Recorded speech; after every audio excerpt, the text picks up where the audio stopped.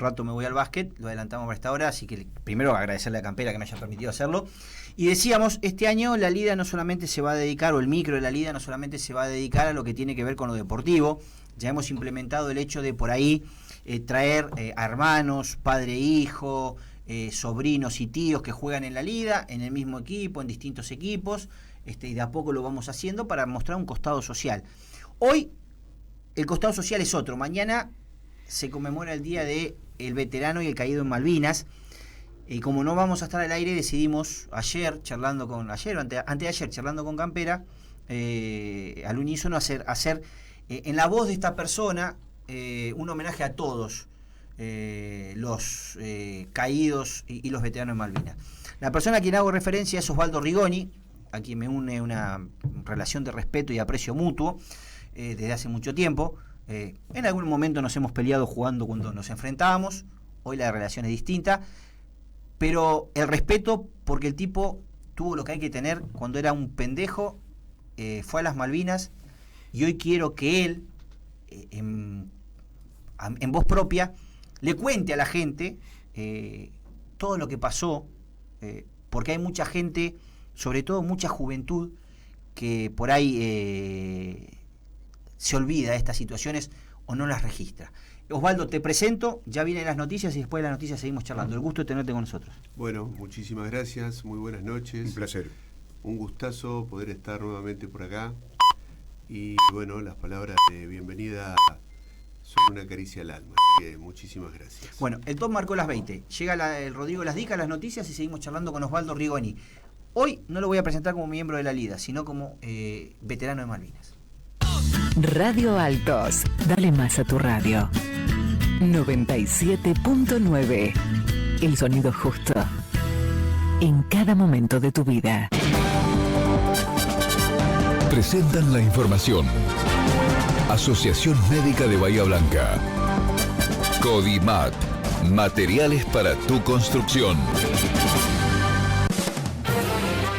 Altos en la información.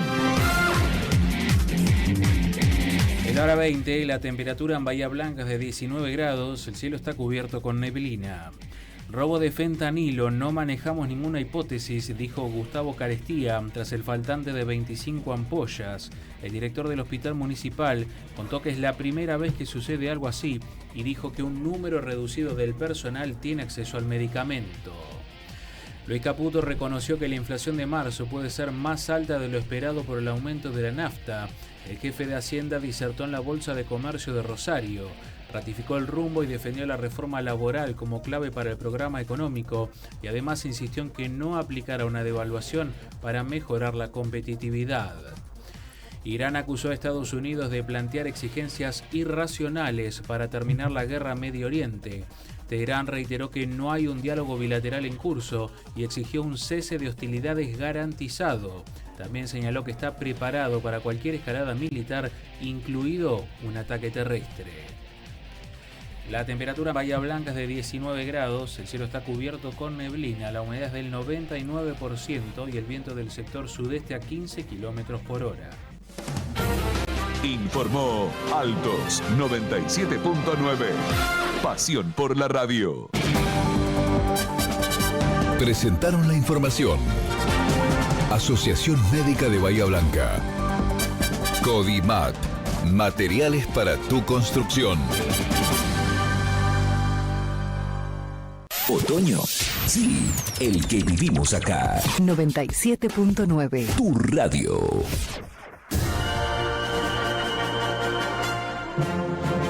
Bueno, hoy no vamos a hablar de la pelota ni de los números prolijos que llevas como administrador de la liga y demás. Contanos o contale a la gente, vos estuviste en Malvinas, hoy lo charlábamos fuera de micrófono, estuviste en una de las batallas más cruentas que les tocó al ejército argentino enfrentar. ¿Qué situaciones, Osvaldo, ¿no? Que para un pibe de 18 años. Sí, la verdad que hoy también tuve el placer, el agrado de poder concurrir a una escuela y poder contar en primera persona la vivencia que uno tuvo cuando hizo la conscripción a los 18 años. En aquella época la Constitución Nacional establecía que todos los varones que cumplían 18 años teníamos la obligación del servicio militar, que en ese caso era obligatorio. Después de muchos años quedó trunco eso por una fatalidad que hubo en un regimiento con un soldado conscripto. Claro, el soldado Carrasco. Carrasco, que lo abolió, si no mal recuerdo, el gobierno de Menem. Sí, O pasó sí. en el gobierno de Menem. Si no mal recuerdo, clase 75, ¿no? Puede ser, sí. 75, sí. 76 era el Sí. Bueno, en el año 81 me tocó hacer la conscripción, la hice en la ciudad de La Plata, en el regimiento 7 Coronel Conde, un regimiento de infantería, un regimiento mecanizado. Lo hice hasta noviembre de ese mismo año, que me otorgaron la baja. Y en el año 82 empecé a hacer el curso de ingreso en la Universidad de Buenos Aires. Quería ser radiólogo y bueno, es lo que hoy soy, con un curso de ingreso que es distinto al de ahora. Antes había un curso de ingreso para todas las carreras, medicina, kinesiología, Claro. etcétera, etcétera. El CBC se llamaba, ¿no? El CBC, exactamente. Bueno, enero, febrero estudiando, fines de marzo vamos a buscar con un amigo de Punta Alta, Sergio Ríos, que hoy es kinesiólogo, los resultados de esos exámenes, y felices y contentos, tanto él como yo habíamos ingresado. Cuando volvía, yo vivía en Villa Adelina, que es una localidad del Gran Buenos Aires, con mi tía.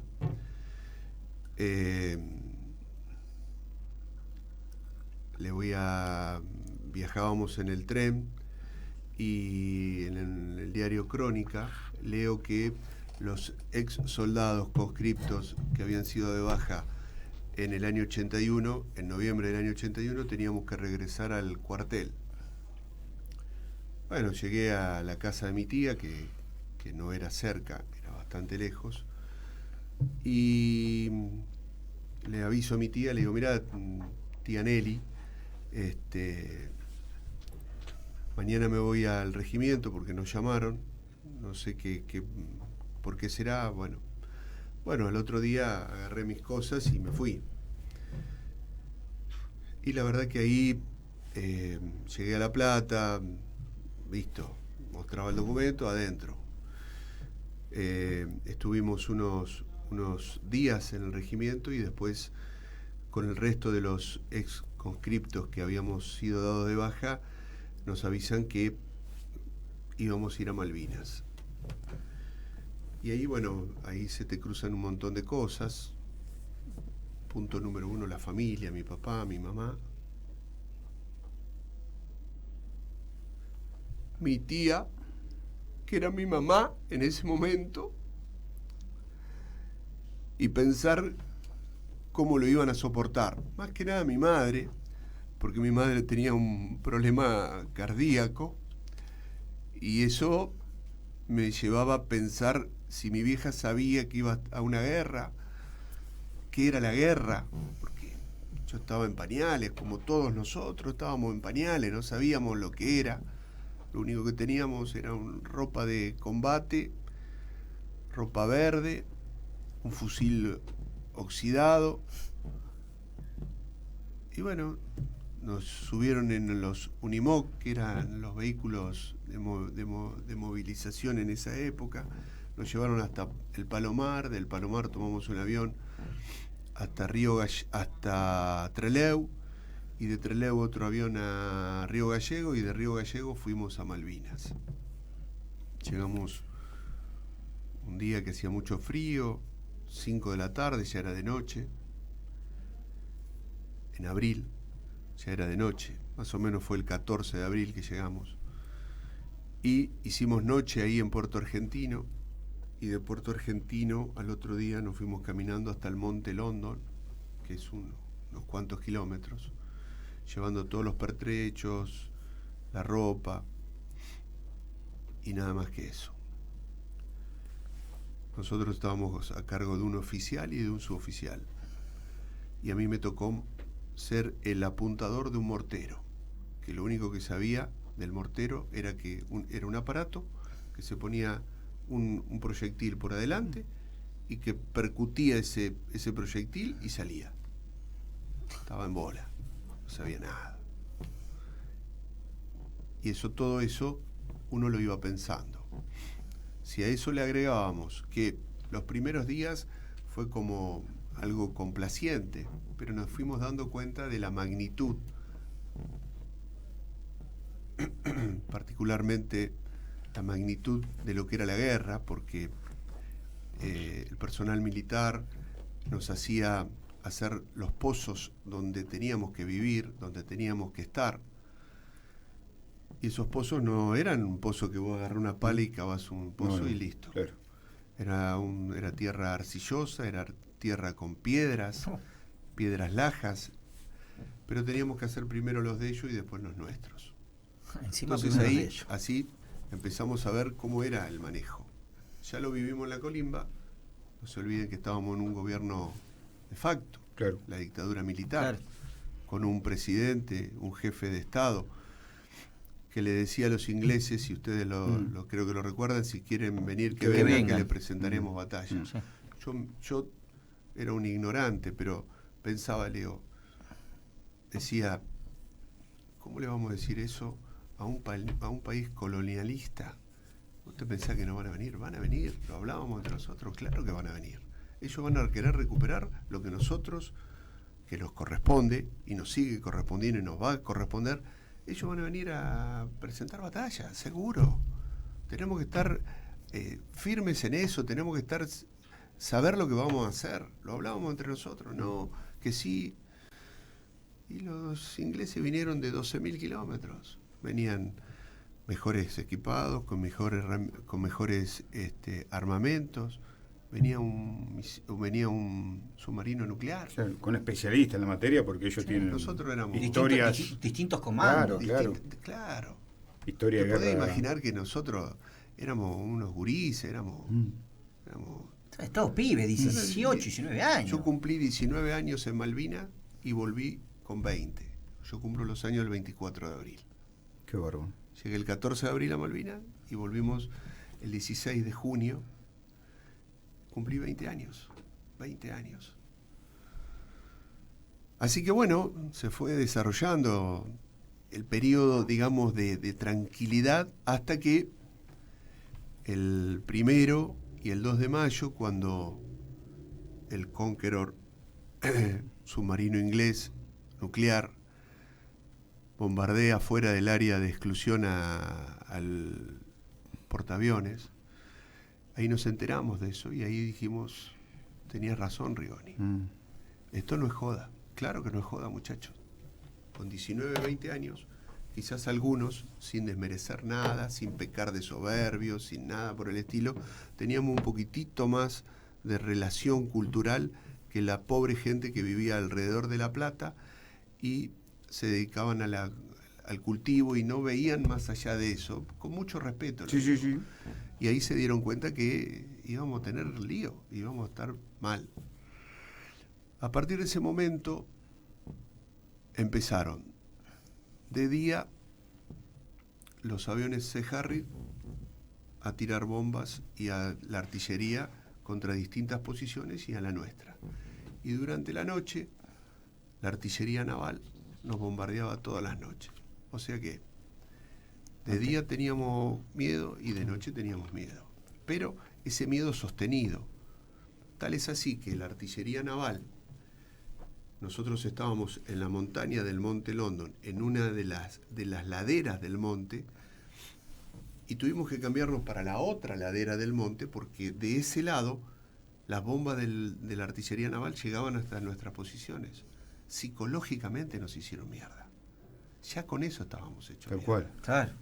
Entonces, ver eso, escuchar eso, porque durante el día los aviones que te gritaban alerta roja y nos tirábamos adentro del pozo, o nos tirábamos de cabeza donde sea, te podés imaginar que nos tocaba en lo más mínimo y en lo más máximo, porque la noche era el bombardeo. Hasta que, bueno, eso fue consumiendo el tiempo y veíamos que muchos de nuestros compañeros a medida que iba pasando el tiempo, agarraban una pistola y se pegaban un tiro en la pata para ir a Puerto Argentino, para ir al hospital, para poder estar calentito y comer todos los días. Porque aparte de todo eso, los ingleses tenían el apoyo de Chile, de Estados Unidos y de Uruguay también dicen, pero le pasaban toda la información satelital de todo lo que nosotros teníamos, hasta que más o menos el 9, el 10, el 11 de mayo un cuetazo destruye la única cocina para cocinar que nosotros teníamos. ¿Cómo cocinábamos? Con la turba, es decir,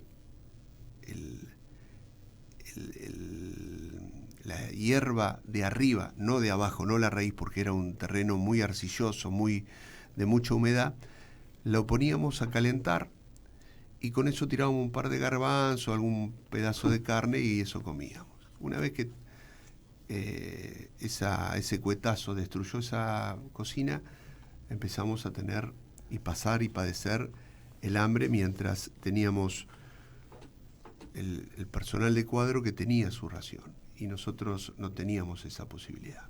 Ahí ya empezó a haber una discrepancia donde había momentos que no hacíamos caso. Claro, se revelaban, digamos. Exactamente. Pero no era para menos. Cagado de frío, con miedo, con hambre. Abajo de Puerto Argentino, abajo entre el monte y Puerto Argentino veíamos que había un galpón y que estaba bombardeado y bueno, nos fuimos. Una noche nos escapamos y fuimos y sacamos un salame, que no te voy a mentir, grande así, todo verde, todo podrido, y igual lo comimos. Lo comimos porque teníamos hambre. Tremendo. Mientras nosotros estábamos con una frazada, los demás vivían adentro de una cueva, todos bien abrigados. Salían peinados con gomina y nosotros no. Entonces, siempre digo, hoy también lo decía en la escuela y lo digo en las pocas veces que he ido a hablar a las escuelas, que la historia hay que contarla como el abecedario, de la A a la Z. No se puede contar una parte y una parte no contarla, porque no es la historia verdadera. Sí, lo que quizás vivieron a alguno le moleste, primera persona. A alguno le molesta esto, porque quieren ocultar esto. Pero no, hay que contarlo, como nos pasó cuando volvimos. Tal cual. Pero esto hay que contarlo. Y así fue. Tal es así que cuando nos atacan, a nosotros en el monte nos atacan los gurkas. Yo no peleé con los gurkas, pero pude estar acá y ser lo que soy hoy porque un paracaidista inglés se tiró para atacarnos y pisó una mina y nos despertó. Si no, anda a saber dónde estaría, en Malvinas, en el cementerio de Malvinas, o no. Tuvimos esa suerte. Pero cuando se produce la guerra, el enfrentamiento, que éramos unos pocos soldados, y veíamos que nos avanzaban, lo que hicimos, nos dimos vuelta a ver qué hacíamos, no teníamos nadie, éramos nosotros solos. Vámonos a la mierda.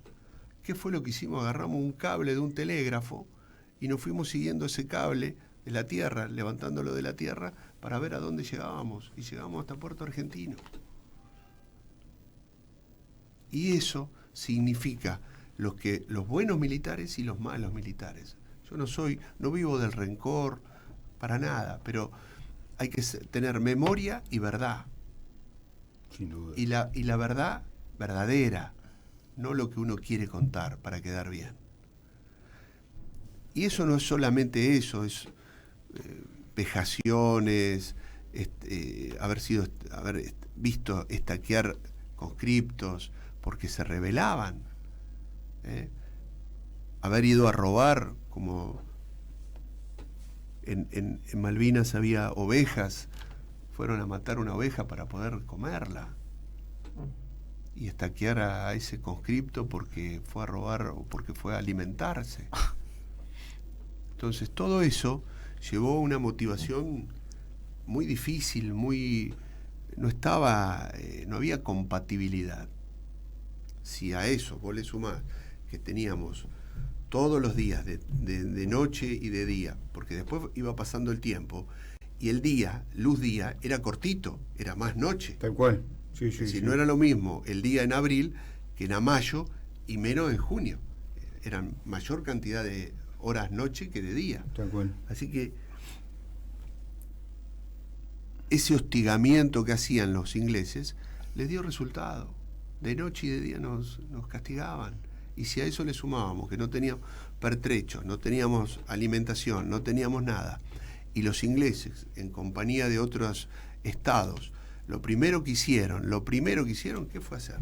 Iban a bombardear el aeropuerto, y lo fueron, y hicieron, tiraron 4 bombas, cayeron en la pista, y no teníamos cómo aterrizar para dejarnos víveres. Claro.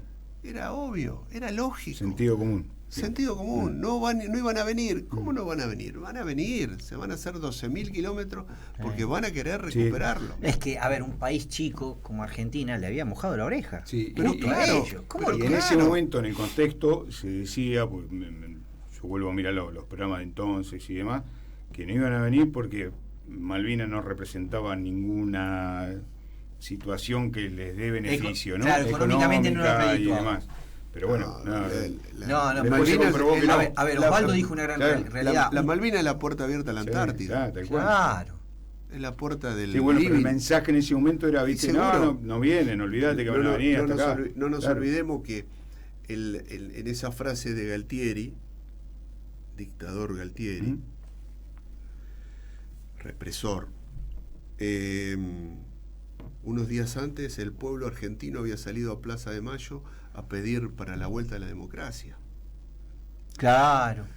Y después sale Galtieri diciendo eso y todo el mundo aplaudiendo. Es decir, los argentinos somos de memoria frágil en algunas cosas. Creo que eso fue una bomba de humo para tratar de perpetuarse en el poder. Exactamente. Pero lamentablemente pagaron inocentes.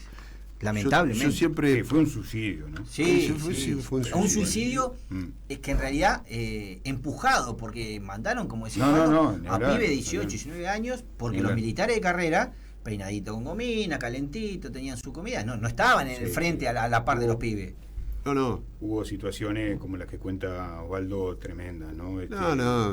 Terribles. Una cosa que ahora se me vienen cosas a la mente, ¿viste? Claro. Esto, volverlo a hablar, esto la verdad que me motiva, ¿viste? Ya uno...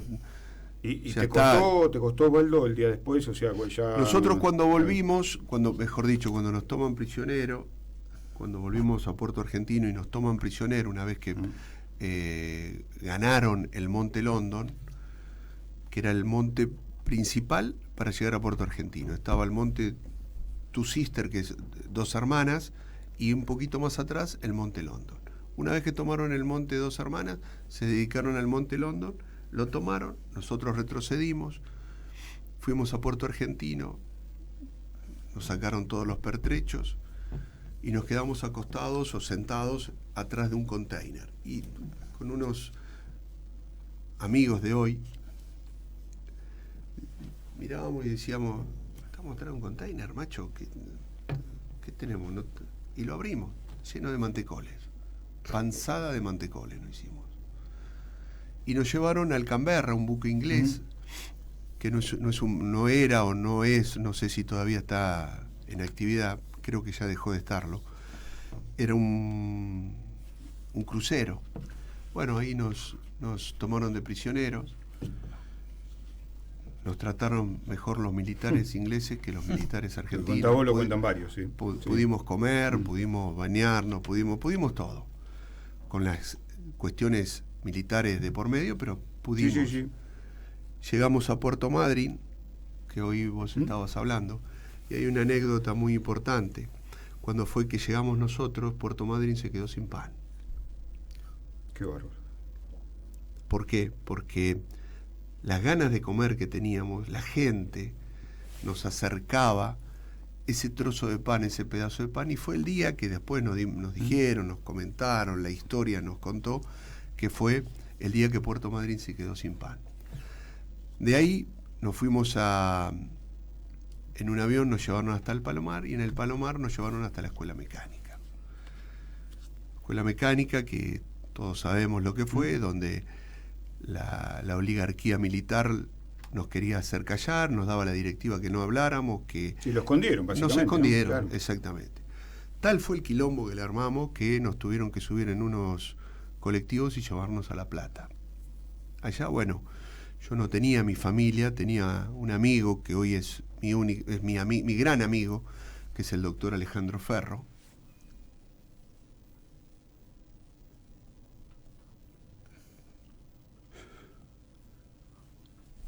Debe ser muy difícil. Sí, no, ¿Podés seguir, Osvaldo? Sí, seguro. Un amigo de verdad duro. que me estaba esperando, pero era tanto el quilombo que había, Claro. que lo que yo quería era cambiarme, irme a la casa de mi tía para que supiera que estaba vivo, Claro, y avisarle a mis a viejos. tus viejos. Tal es así que en Punta Alta yo tenía una novia, un pibe, que la pobre piba había escuchado que sabía que estaba en el Monte London, porque se decía que el 7 de La Plata estaba en el Monte London y que lo habían atacado al Monte London, atacado en el Monte London. Se enteró que nos habían matado, fue y le dijo a mi papá escuchando todo eso y no le quería decir nada a mi vieja por su problema cardíaco. Tal es así que después, a los casi 4 años, mi mamá fallece por esta cuestión cardíaca, pero por haber soportado esto también. Yo le atribuyo a todo eso. Tremendo. Bueno, volví a la casa de mi tía, todo bien. Yo volví con un principio de pie de trinchera, que me volví a Punta Alta, fui al Hospital Naval, ni tronco de bola me dieron, me fui al hospital municipal, que ahí me atendió el doctor Vázquez, un cirujano, me dio una medicación, pero como yo tenía que volver a Buenos Aires a estudiar, porque había dado el ingreso, ya había empezado la cursada, me hice atender en el Hospital Fernández, un tratamiento, gracias a Dios, simple, y hoy estoy bien, gracias a Dios, todo salió bien. Bueno, estudié, me recibí, todo el mundo callado, no nos olvidemos que del 82 al 84, que volvió la democracia, seguía el gobierno militar. Me volví a Punta Alta, empecé a trabajar en el Hospital Naval, y a los 11 meses y unos 21 días me llega el telegrama de quedar prescindible. Y el argumento que establecía inteligencia era porque había estado en Malvinas. Sinceramente, yo pensé que una de las causas podía haber sido, que sigo pensándolo y lo voy a llevar hasta que me muera, que una posibilidad era que mi padre era un gremialista combativo, secretario general de la Unión Ferroviaria, en todos los golpes militares siempre estuvo preso, inclusive estuvo preso en la isla Martín García, y lo adjudiqué a eso. Pero no me quedé quieto con eso. Mi padre agarró la Remington y le mandó una carta a Jaunarena, que era el ministro de Defensa de ese momento. Y me tuvieron que reincorporar. Le inicié una demanda y me reincorporaron. La Armada, le inicié una demanda a la Armada, me reincorporó, me pagó lo que tenía que hacer, y hasta el día de hoy trabajo en el Hospital Naval. Pero ¿a qué voy? La posguerra, ese no hablar, la desmalvinización, que muchos de los que hoy se jactan de hablar de Malvinas y esto y lo otro, fueron los mismos que promocionaron la desmalvinización. Y hoy se les dio vuelta la taba. Esa desmalvinización que duró varios años, no nos olvidemos que esos que hoy se jactan de hablar de Malvinas, etcétera, etcétera, fueron los mismos que se levantaron en contra de la democracia que llevaba Raúl Alfonsín. No nos olvidemos de eso. Pero la democracia es así. Aldo Rico se levantó contra Alfonsín y la democracia le dio la posibilidad de ser electo en una comunidad del Gran Buenos Aires. La democracia es así, no la dictadura. No nos olvidemos de la dictadura que tuvimos, porque en Malvinas también hubo dictadura. No hubo solamente del 76 al 81, no. Hubo durante la guerra de Malvinas hubo dictadura, porque estaba el gobierno de facto. Y en la dictadura, el gobierno de los militares es vertical. El que da la orden, la primera orden en el vértice, la cumplen de arriba abajo. Así que no podemos mirar para el costado. Hubo dictadura en las Malvinas. sin dudas. Osvaldo, nos quedamos sin tiempo, pero yo quería... No, por favor, la idea era justamente este tiempo, dedicártelo a vos. Yo la verdad me tengo que ir a la cancha de básquet, pero me voy movilizado, me va a costar. Nunca... Quiero que comprendan que esto para uno es emotivo, sí, revolver todo esto. Bueno, la idea no era que te sintieras mal, pero sino te quiero decir que esto soy así. Y está muy bien. Está muy bien. No puedo. Y Osvaldo, que lo cuentes, si lo puedas contar, porque hay mucha gente que estuvo en Malvinas no todavía sigue sin poder hablarlo. Eso tengo conocido. Le cuesta muchísimo. Yo cuento lo que viví. Claro. Yo no te agrego ni te saco nada. Porque esto es historia pura, lo que estás contando, lo que pasó, lo que viviste vos, lo que vivieron un montón de Hoy soldados. En la escuela había autoridades municipales, había concejales, consejeros escolares, autoridades provinciales, público en general, los alumnos. Tal cual.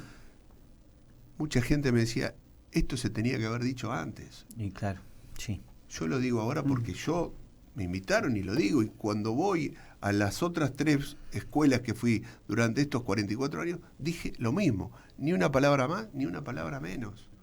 El que lo quiera oír, que lo oiga. Seguro. No, pero a ver, es que nadie puede discutir algo de alguien que la vivió. Bueno, hoy por ejemplo, y lo respeto porque vino un personal militar a decirme que lo que yo decía no era verdad. Le digo, mirá,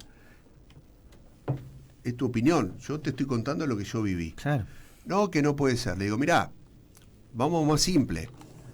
Andá a la Corte Suprema de Justicia, donde vas a ver que hay más de 100 militares imputados, denunciados por delitos de lesa humanidad contra conscriptos en las Islas Malvinas. No solamente en la Corte Suprema de Justicia de la Nación, sino también en la Corte Interamericana. Claro. Saca tus propias conclusiones. Yo no te voy a estar diciendo una cosa por otra porque te estaría mintiendo y no me caracterizo por eso. No. Y esto es así. Durante Malvinas hubo dictadura. Les guste a quien les guste. Totalmente. Bueno. La próxima te invito para hablar de deporte. Dale. Muchas gracias. Y muchas gracias a Emma. Sí. A Emma, muchísimas gracias. Esto, Emma, lo voy a dejar siempre a mi lado. Siempre. Bueno, tremendo. Hizo un dibujo, Emma. Sí, cuando se enteró que venía Osvaldo me dice, yo quiero ir a la radio, quiero conocerlo. Difícil, qué difícil. Bueno, ¿cómo se sigue? Nada, Osvaldo, gracias por compartir esta historia con nosotros y nada, y un saludo para todos los excombatientes.